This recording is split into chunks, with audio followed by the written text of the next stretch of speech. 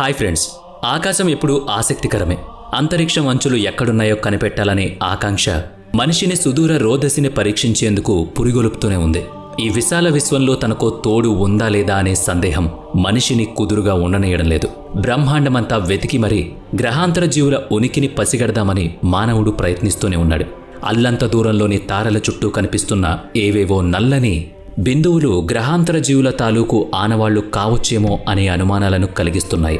ప్రపంచ ప్రసిద్ధ CNN, NBC, line science వంటి వార్తా సంస్థలు వెల్లడించిన సంగతులనే మనం ప్రస్తావించుకుంటున్నాం. గ్రహాంతర జీవుల ఆనవాళ్లుగా ఊహిస్తున్నవి భారీ నిర్మాణాలుగా కనిపిస్తున్నాయి కదా. ఇన్నాళ్ళు వాటిని వట్టి చెత్తకుప్పలుగా కొట్టిపరేసిన వాళ్లే అవి ఏలియన్ మెగా స్ట్రక్చర్స్ అయ్యుండొచ్చంటున్నారు. ఆ భారీ ఆకృతుల్ని డైసన్ స్పెహర్ అని పిలవసాగారు. మరైతే ఆ డైసన్ స్పియర్గా పిలువబడుతున్న వాటిలో ఏముందన్నది మనం తెలుసుకోవాలి. దేనిని డైసన్ స్పియర్ అని పిలుస్తున్నారో అది నిజంగా అదేనా, వేరేదైనా అన్నది కూడా తెలుసుకోవాలి. అందుకే అంతరిక్షం అంతుచిక్కని అద్భుతాలకు ఆలవాలమని అంటారు. అసాధారణం కనుకనే అదేమిటో తెలుసుకోవాలనే తహతహ శాస్త్రవేత్తలను అటుగా ఉరకలెత్తిస్తోంది. ఒకవేళ ఏలియన్స్ అంటూ ఉంటే వాటి గ్రహాంతర సాంకేతికత మనకు మించిందై ఉండొచ్చేమో అని కూడా ఊహిస్తున్నారు. అవే డైసన్ స్పియర్గా భావిస్తున్న భారీ నిర్మాణాలు. డైసన్ స్పియర్ అంటే ఏంటో చూద్దాం. 1960లో బ్రిటిష్ అమెరికా భౌతిక శాస్త్రవేత్త ఫ్రీమన్ డైసన్ కృత్రిమ నక్షత్ర సంబంధమైన పరారుణ వికిరణాల ఉనికిని గురించిన పరిశోధనా పత్రాల్ని వెలువరించారు. అంటే ఒక ఆర్టిఫిషియల్ స్టెల్లార్ ఉండి దాని నుంచి వెలువడే ఇన్ఫ్రారెడ్ రేడియేషన్ మూలం గురించిన ప్రస్తావనలు తీసుకొచ్చారు. ఒక కవచంలా నక్షత్రం చుట్టూ అలుముకుని దాని శక్తిని అదుపు చేసే నిర్మాణం గురించి ఆయన అందులో చెప్పారు. ఆ శక్తి దాని మాతృగ్రహం మీదకు బదిలీ అవుతుందని వివరించారు. ఇలాంటి కవచం అవసరం ఏంటని పరిశీలిస్తే పునరుత్పాదక శక్తి వనరులు, అలా కాని శక్తి వనరులు రెండిటి ద్వారా జనించే శక్తి వాతావరణం దాటుకుని బయటకు వెళ్లే సందర్భాల్లో కవచం అవసరం ఏర్పడుతుందని అర్థమవుతోంది. సాధారణంగా మన సూర్యుడి వంటి సూర్యుళ్ళు తమ తమ సౌరమండలాల్లో అపరిమితమైన శక్తిని వెలువరిస్తూ ఉంటాయి. అయితే ఆయా సౌరమండలాల్లోని గ్రహాలు తమ తమ సూర్యుళ్ళు వెలువరించే శక్తిలో కొద్ది భాగాన్ని మాత్రమే స్వీకరించగలుగుతాయి. తతిమా శక్తి అన్ని దిక్కుల్లోనూ అలా ప్రవహిస్తూ ఉంటుంది. ఆ శక్తి ప్రవాహాన్ని అదుపు చేయడం వీలయ్యేది కాదు కనుక అపారమైన శక్తి వృధాగా పోతూ ఉంటుంది. ఆ శక్తిని వృధా కాకుండా వినియోగించుకోవాలంటే దాన్ని కట్టడి చేయాలి. అంటే చుట్టూ ఒక చట్రం పెట్టి నలుదిక్కులా చెదిరిపోకుండా కాపాడుకోవాలి. అలాంటి కవచాన్ని ఊహించారు ఫ్రీమన్ డైసన్. కనుకనే ఆ కవచాన్ని డైసన్ స్పియర్ అని వ్యవహరిస్తున్నారు. బండి చక్రానికి చుట్టూ లోహపు పట్టి వేసినట్టు నక్షత్రం చుట్టూ ఒక కవచాన్ని ఏర్పాటు చేయడం అనే ఊహ బావుంది, కానీ సాధ్యాసాధ్యాలు కూడా ఆలోచించాలి. చాలామంది దాన్నొక బద్ధహీనమైన ఆలోచనగా కొట్టిపారేశారు. సరే, మన సౌర కుటుంబం సంగతి చూద్దాం. భూగోళం కంటే సూర్యుడి అడ్డుకొలత 109 రెట్లు ఎక్కువ. 13 లక్షల భూగోళాలను ఎంతో సులువుగా సూర్యుడిలో సర్దుకోవచ్చు. అంతటి వ్యాసం కలిగిన సూర్యుని చుట్టూ డైసన్ స్పియర్ని అమర్చడమే అసాధ్యమనుకుంటే ఇక ఆ ఆలోచనే అవసరం లేదు. అయినా కానీ అంత భారీ కవచాన్ని ఏర్పాటు చేసినా అది సూర్యుడి శక్తికి ఇట్టే కరిగిపోదా? పోనీ సూర్యుని వేడి పరారుణ కిరణాల శక్తికి పాడవనంత దూరంలో కవచాన్ని ఏర్పాటు చేస్తే ఆ కవచం లోపలి భాగం మన భూగోళం కంటే 60 రెట్లు పెద్దదిగా ఉండాలి. శాస్త్ర ప్రపంచంలో ఇలాంటి ఊహలే ప్రయోగం కంటే ఎక్కువగా మన మెదడును తొలిచేస్తూ ఉంటాయి. సరే, ఒకవేళ అలా చేయగలిగే సాంకేతికతను రూపొందించినప్పటికీ దాన్ని అంటే డైసన్ స్పియర్ను తయారు చేసేంత పదార్థం భూమి మీద లేనేలేదు. భూమి మొత్తాన్ని ఖాళీ చేసినా ఏమాత్రం సరిపోదు కూడా. సరే, భూమి మీదున్న పదార్థం చాలనప్పుడు వేరే గ్రహాల నుంచో వేరే వేరే నక్షత్ర మండలాల్లోని అంతరిక్ష పదార్థాల నుంచో అంత మొత్తంలో అనగా డైసన్ స్పియర్ తయారీ సరిపోయేంత పదార్థాన్ని సేకరించి తయారు చేయొచ్చనే ఆలోచనను కొట్టిపరేయొద్దంటున్నారు. ఇక్కడ ఒక విషయం ఉంటుంది. భూమి మీద అంత పదార్థం లేదు. మన వద్ద అటువంటి నైపుణ్యమూ లేదు. అయితే ఏ గ్రహాంతర వాసుల వద్దనో అదుండి మనకంటే మించిన అత్యాధునిక నాగరికతలు విలసిల్లుతున్న ఏ ఇతర గ్రహాల మీద నాగరికులు వారి వారి శాస్త్ర సాంకేతికతతో అటువంటి భారీ నిర్మాణాన్ని తమ సూర్యుడి చుట్టూ అంటే తమ మాతృ నక్షత్రం చుట్టూ కృత్రిమంగా ఏర్పాటు చేసుకుని ఉండకూడదా? వారు సైతం తమ గ్రహ పదార్థం కాకుండా రోదసిలోని వేరే అంతరిక్ష వస్తువుల నుంచి ఆ పదార్థాన్ని సేకరించి డైసన్ స్పియర్ వంటి భారీ ఆకృతుల్ని నిర్మించుకోగలిగిన నాగరికతను అందిపుచ్చుకున్నవారై ఉండొచ్చు కదా. అటువంటి నాగరికతను కార్డసేన్ స్కేల్ లెక్కల్లో టైప్ 2 నాగరికత అని కొలుస్తారు. సరే, మనకైతే ఈ క్షణం వరకు మరో నాగరికత అయితే ఈ విశ్వంలో కనిపించలేదు. అందువల్ల అటువంటి భారీ గ్రహాంతర ఆకృతులను గురించిన ఊహ కూడా అనవసరమని, అసలు అటువంటి నిర్మాణం ఉండడం అసంభవమని భావిస్తున్నారు. భూమి మీద మనం తప్ప ఈ సువిశాల బ్రహ్మాండంలో మరో సివిలైజేషన్ ఆచూకీ మన వద్ద లేదు కనుక అలా భావించడం మామూలే. మరి తాజాగా పబ్లిష్ అయిన 2 రీసెర్చ్ పేపర్స్లోని అంశాలు చూస్తున్న సంగతులేంటన్నది చూద్దాం. మొదటి పరిశోధన 2024 మార్చి 27న వెలువడింది. గ్యాబ్రియల్ కంటార్డో, డేవిల్ డబ్ల్యూ హాక్లు సమర్పించిన సదరు పరిశోధన పత్రం. ఆ శీర్షిక చదవడం ముందు a data driven search for mid infrared excess among 5 million main sequence F G K stars అనేది ఆ శీర్షిక. రెండవ పరిశోధన పత్రాన్ని రాయల్ ఆస్ట్రోనామికల్ సొసైటీలో మాటియా సువాజో, ఫ్యాబియన్ లుండెల్, కార్ల్ నెటెల్బార్డ్లతో పాటుగా ప్రియతం కే మహాతో, సుమన్ మంజుదార్ అనే 2 భారతీయులు తమ బృందంతో కలిసి 2024 మే 6 నాడు వెలువరించారు.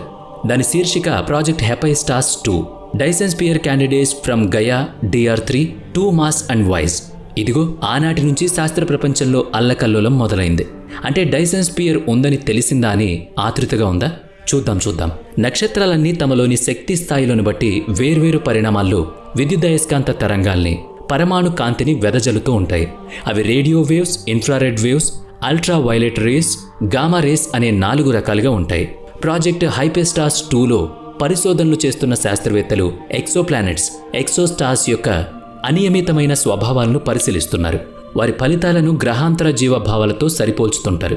అందులో భాగంగా యూరోపియన్ స్పేస్ ఏజెన్సీ వారు గాయా శాటిలైట్ అయిన the 2 micron all sky survey ఇంకా wide field infrared survey explorer WISAల ద్వారా భూమి నుంచి 6500 కాంతి సంవత్సరాల వ్యాసార్థంలో ఉన్న దాదాపుగా 50 లక్షల నక్షత్రాలను పరిశీలించారు. తమ ప్రయత్నాల్లో అసాధారణ స్వభావం కలిగిన అంతరిక్ష పదార్థాలను కనుక్కొన్నారు.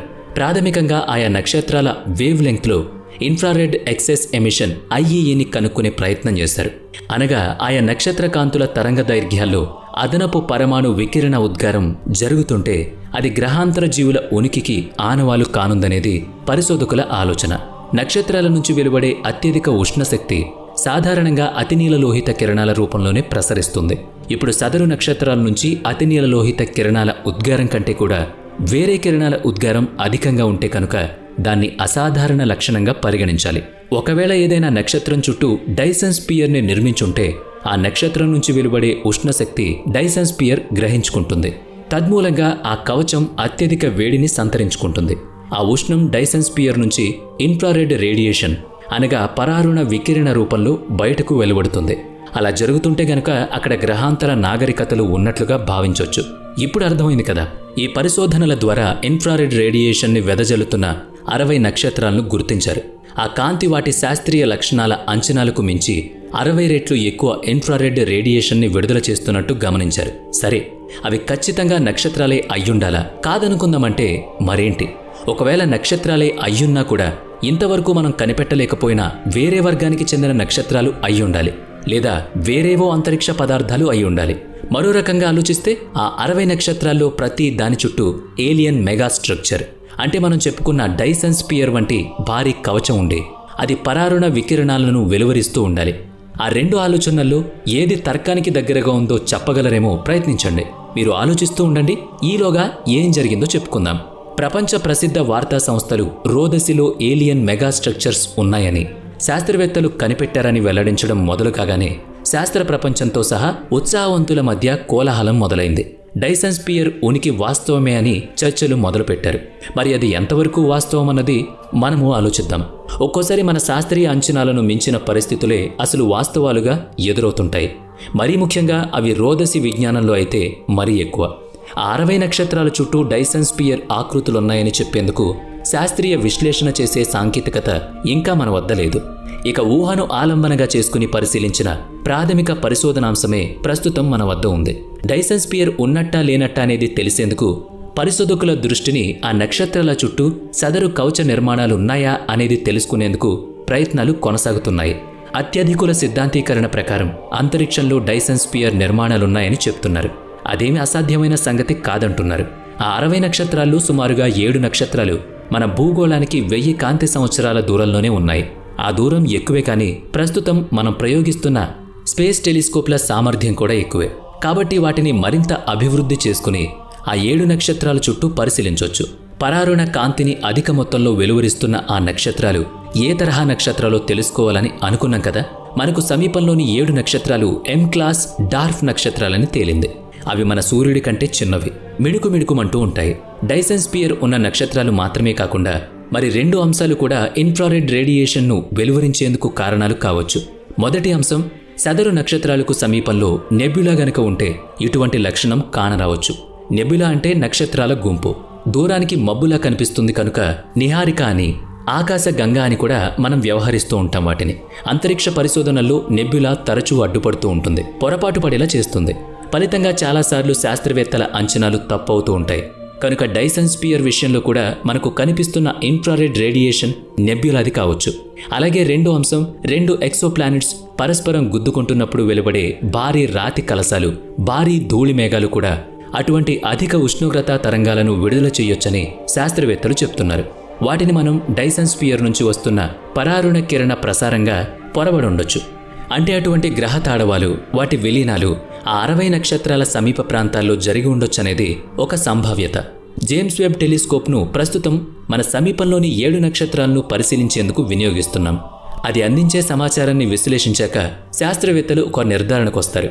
సదరు పరారుణ వికిరణాలు నెబ్యులా నుంచి వస్తున్నాయా లేక నక్షత్రాల నుంచా అన్నది తెలిస్తే గనుక నెబ్యులావి అయితే ఒక దారిలో ప్రయోగాలు కొనసాగుతాయి. ఒకవేళ నక్షత్రాల నుంచైతే వాటి చుట్టూ డైసన్ స్పియర్ ఆకృతులున్నాయా అన్నది మరలా పరిశీలించాల్సి ఉంటుంది. శాస్త్రవేత్తలు ఊహిస్తున్నట్లుగా అది డైసన్ స్పియర్ భావనను బలపరిచిందనుకోండి, అప్పుడేంటి పరిస్థితి? ఇక్కడ సాంకేతిక అంశం ఒకటే ప్రాధాన్యత కాదు, అందుకు కారణమైన ఆధునిక గ్రహాంతర నాగరికతలు ఉన్నట్టే కదా. అంటే బ్రహ్మాండంలో గ్రహాంతర జీవులు ఉన్నాయని తెలుస్తుంది. ఈ ఊహే శాస్త్ర ప్రపంచాన్ని ఉక్కిరి బిక్కిరి చేస్తోంది. శాస్త్ర ప్రపంచం మొత్తాన్ని అల్లకల్లోలపరుస్తున్న సంగతి కూడా ఇదే. మరి ఇంతకీ మీరేమంటారు? మనకు స్నేహితులో బంధువులో ఈ సుదూర రోదశలో మరో గ్రహం మీద ఉన్నారనుకుంటున్నారా? ఉంటే వారి ఉనికి తెలుసుకుంటారా? లేక ఫిష్ బౌల్ సిద్ధాంతం ప్రకారం ఆ గ్రహాంతర నాగరికతలకు తమ తమ గ్రహాలను విడిచిపెట్టి లేదా మాతృ నక్షత్రాలను దాటుకునుచ్చే అవసరం లేకుండానే వారి అవసరాలు తీరిపోతున్నాయి కనుక బయట అంతరిక్షం లోపలికి చూడ్డం లేదేమో అని అనుకోవాలంటారా? అవసరమే లేకపోతే డైసన్ స్పియర్ వంటి భారీ ఆకృతులను ఎందుకు ఏర్పాటు చేసుకుంటారు? కాబట్టి వారికి వారి స్థాయిలో అవసరాలు ఉండొచ్చేమో అని అనుకోవాల్సి ఉంటుంది. ఇంతవరకు గ్రహాంతర జీవుల ఉనికి దొరకలేదు కాబట్టే కదా ఇలా ఆలోచిస్తున్నాం. వేచి చూద్దాం. మన శాస్త్రవేత్తలు చెప్పే కబురు కోసం ఆసక్తిగా నిరీక్షిద్దాం. గ్రహాంతర వాసులు ఉన్నారో లేదో అనే దాని గురించి. వీడియో నచ్చితే లైక్ చేయండి, షేర్ చేయండి. ఇప్పటి వరకు మన ఛానల్ని సబ్స్క్రైబ్ చేయనట్లయితే ఇప్పుడే సబ్స్క్రైబ్ చేసుకుని పక్కనే ఉన్న బెల్ ఐకాన్పై క్లిక్ చేయండి. నెక్స్ట్ వీడియోలో మళ్ళీ కలుద్దాం. Thanks for watching.